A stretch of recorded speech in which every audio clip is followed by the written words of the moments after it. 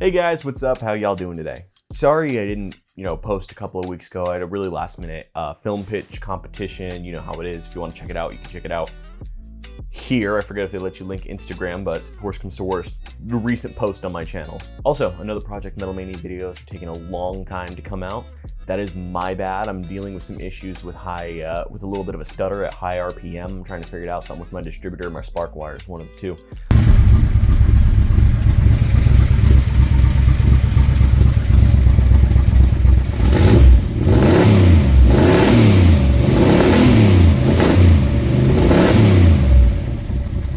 But I'm not in the same city as my car all the time, so it just takes me a little bit to sort that out. I've got most of it recorded, but you guys are gonna have to wait a little bit longer for that.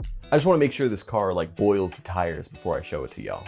Now, it seems like every time I mod my car, something takes a left turn. Now I know the old heads are gonna be in the comments being like, that's just cars, son. You got soft hands, brother. And they're right, that's just how it goes. Sorry if you're a new car guy, but yeah, no, things are gonna go wrong. It's never gonna go right the first time, especially not when you're new. Now we young guys, we know that, I might even still considered a young guy. I'm 25. To old people, I'm young, but to young people, I'm old. It's kind of a weird age I'm in. Now young guys know that in theory, but in practice, it gets overwhelming very, very fast. I've felt it, your dad's felt it, your grandpa's felt it, anybody who's ever worked on a car has felt it. But I want to give you guys some tips that I wish I had before modding my car. Or rather, I did have these tips, but they came from my father, so I didn't listen because I was an angsty teenager. And I hope that these tips help you plan for the downsides, like cost, maybe a project takes a little bit longer than you're expecting, so on and so forth, that kind of thing. If you have any tips that I have not said in this video, then please let them down in the comments below. I want to make this a place where new people can kind of learn. I want this to be a learning space. Remember to like and subscribe, and without further ado, let's get into it. Number 1, enjoy the car first. For most people watching this video, their car is probably their first big purchase. My Skylark was the first big thing I ever bought for myself, and immediately I started planning out mods and creating a paint job in Forza to put on in a month. Do not do this. This is the car equivalent of love bombing. It doesn't work in a relationship, it won't work here. You most likely bought a used car. Just because it's new to you doesn't mean it lacks older problems. Take the time to actually feel the car out. What can you live with? What needs immediate attention? What can you put on the back burner? Oftentimes, you'll be caught off guard with some issues that may be out of your depth. If you've blown all your money on mods, you're not gonna have the cash to fix a broken head gasket. Oh, but I can just do all that work myself. Shut up, this is for the newer guys. Just pretend they haven't touched an engine. They don't know this stuff like we do. I definitely went in half-cocked when I was new. I'd spent money on a new carb, some rims, a straight pipe, but I couldn't figure out a broken distributor. I was lucky my parents had the money to bail me out of that situation. A lot of people don't have that luxury. If they didn't help me out, I wouldn't have had a car. All because I made a dumb mistake and bought things when I didn't even need to in the first place. So just drive the car for a year and save your money for the inevitable fixes that will come, because they will come. First 2 to 3 years of car ownership is just fixing the past owner's mistakes, especially with a classic car. 2, power isn't everything. This is gonna tick some people off, but unfortunately it's the truth. I was a teenager once, and all I could think about was 1,000 horsepower, nitrous, and twin turbos. If this is your first performance car, you are not ready for 1,000 horsepower. Let me say that again. If this is your first performance car, you are not ready for 1,000 horsepower. Especially not if you're on stock tires, suspension, gearing, and everything else. 1,000 horsepower will feel like you're driving on ice if you're not used to it. I was very fortunate that car problems kept coming my way because it forced me to pace myself. If everything worked off the rip and I had the money, my Buick would probably be a twisted heap on the freeway. A lot of power does not equal a fun car. Don't get it twisted, it certainly can add to the experience, but if power's all you've got, the car is not going to be enjoyable. By far, the most enjoyable feeling I get from my car is G-forces. This is not only starting from a dead stop, this can be from a shift kit, from good weight transfer, making it turn fast, and more. I love the feeling of getting whiplash from going into the next gear, even though it probably means I'm missing my shift point. High horsepower helped with that, but the real difference was the shift kit in my TH400. And because it has a manual valve body, I can have that feeling whenever I want. There's also just so much you can do to get your car moving quicker without even touching the engine and bothering smog laws. Tires, because if you're spinning, you're not winning. Suspension, to glue those wheels to the ground when you gas it. rear end gears to give your 0 to 60 a kick in the pants. The list goes on. Plus, most cops aren't going to be able to tell you modded anything because they're only looking under the hood. So you've got a quicker car and you're getting away with it. Third, and I've said this in other videos, a race car is not fun on the street. Especially not if it's your only car. On the wide open road, nothing feels better than punching that throttle, chirping the tires, and taking off. But picture this. You're coming home from work, and oh no, rush hour. Unfortunately for you, you drive a race car. It's 100 degrees. You know this because you stripped out all the carpet and insulation to save weight for a street race you get challenged to once every 3 months. You want to turn on your AC, but you can't because you removed it.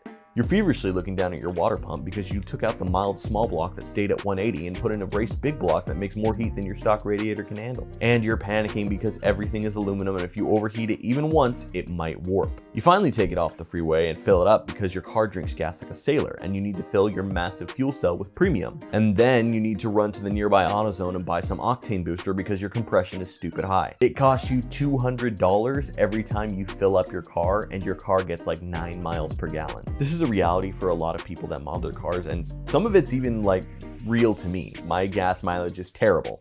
I'm fine with that. The cabin heat gets really hot. I'm not fine with that. When you're racing, you're having fun, but in the other 98% of the driving you do, you're miserable. A fun car is a compromise between drivability and balls out racing, so maybe leave the air conditioning in place. Stick to changes you'll feel in the seat of your pants, because the only place you can tell the difference is a quarter-mile slip. You're gonna be wishing you could stay cool instead of being faster. It sucks to hear, but you're never gonna be the fastest person in the world. Get over it. That's fine. Fourth, don't do everything at once. This is a lesson that I'm still learning and I'm still paying for to this day. Focus on one group of projects to work on at a time and stick to it.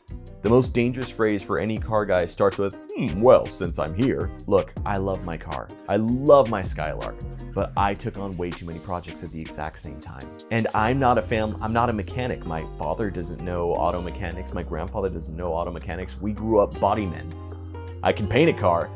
I can't work on one. I had to learn all that myself, and I'm gonna make mistakes. Here's an example. I was getting an engine built by a professional builder. Things were taking too long in my mind, so I started on interior. I wanted a floor shifter, but a floor shifter looks naked without a center console, so I bought a center console too. And you can't have a bench seat if you want a center console, so I needed some bucket seats. But quick, something's wrong with the engine. So now my money's all gone to that and I can't finish the interior. So now I got an unupholstered center console and some black and red seats that don't match the rest of my car because I told myself I had the money to make it match immediately. And guess what?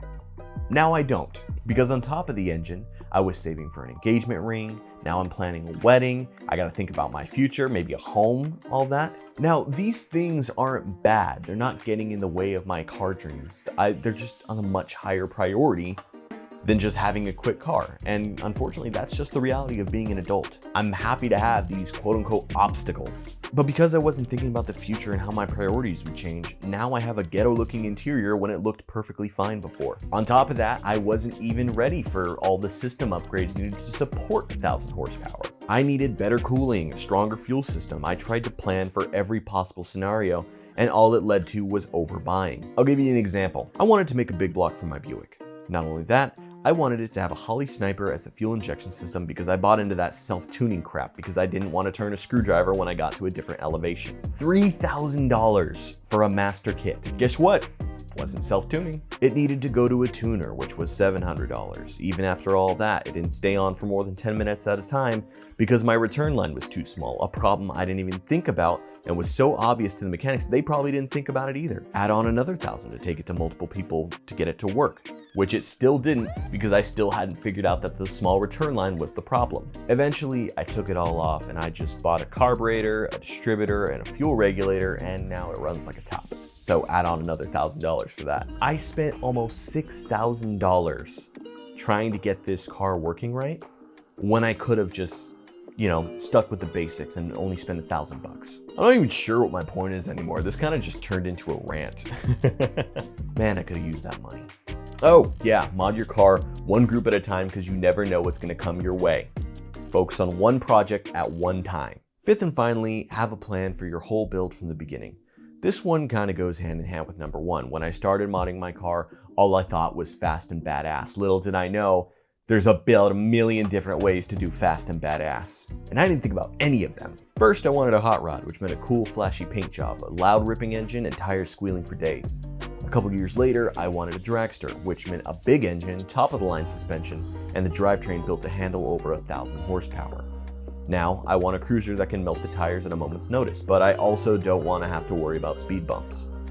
More importantly, I want to take my girl on a cruise and not want to have to worry about if the car is going to work or if the heat is going to cause an argument. These are all very different goals for a vehicle. A dragster is not going to be a good cruiser, and a hot rod isn't going to be very comfortable. This has forced me to change my plans several times, and as it stands now, my car is kind of a hodgepodge mix between the different types of car builds. I hope I'm not coming across as self-loathing. I absolutely adore my car. She feels like a part of the family at this point, and she's taught me everything I know. Love her to death, want to keep her forever. Will always be my favorite car. But there's times where I'm working on her and this $30,000 build that I spent on my car very easily could have been $15,000 if I just stopped and thought about stuff for a second. I know my dad is just laughing and shaking his head at this because he was telling me this when I was a teenager and I didn't listen, but he was right. Folks, maybe listen to your parents. They might actually know something sometimes. And that about wraps things up. What started as an advice thing ended up turning into a rant to try to teach you guys not to make the same mistakes I did. If it sounds like I had a frustrating experience, that's because it is. My car didn't run for 2 years because I was trying to do all this, and it got super expensive super fast. Now, a lot of you are probably going to be looking at this video and thinking, oh, well, it's not going to happen to me. It can. It will happen to you. But I just hope that maybe, just maybe, you guys just have this in the back of your head whenever you're making a car financial decision. Also, last bit of advice, don't finance anything for your car. Car mods are a luxury. Don't finance luxuries. Never do that. I had a friend who plunged his credit score because he felt the need to buy some name brand rims instead of just some cheap ones that look exactly the same. It just don't fall for that garbage. And that about wraps things up. Thanks for watching. I appreciate y'all tuning in. Remember to like, comment, subscribe, all that jazz. And I hope you guys have a good one. Peace.